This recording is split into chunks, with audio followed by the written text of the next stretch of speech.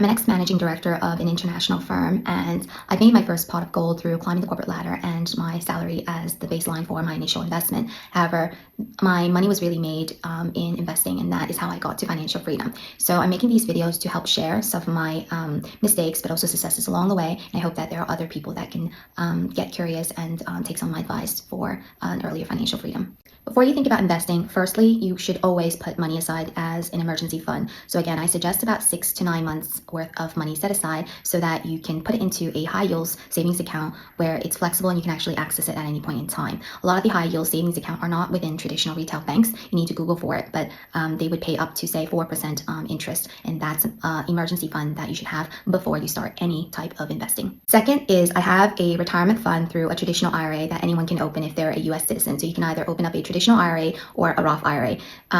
People think that there's a lot of differences, but the only real difference is whether you're taxed today or taxed later on. So if you open up a traditional IRA, you can contribute $7,000 annually into your account, which then is invested into usually mutual funds and makes about 8 to 10% in terms of year-on-year growth. So that money, you can't access it until your retirement age, but it can grow without taxation for the next 20, 30 years.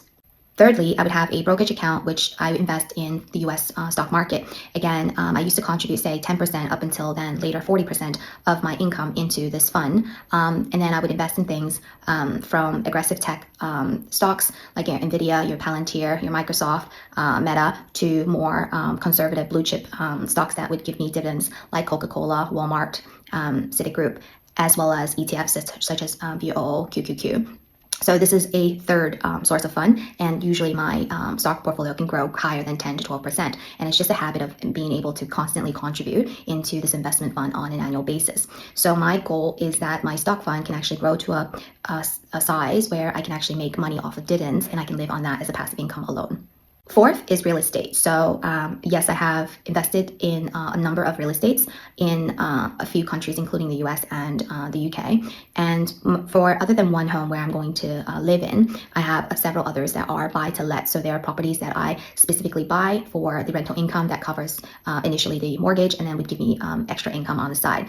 Now, in order for me to retire completely, I need to ensure all the mortgages are now paid off.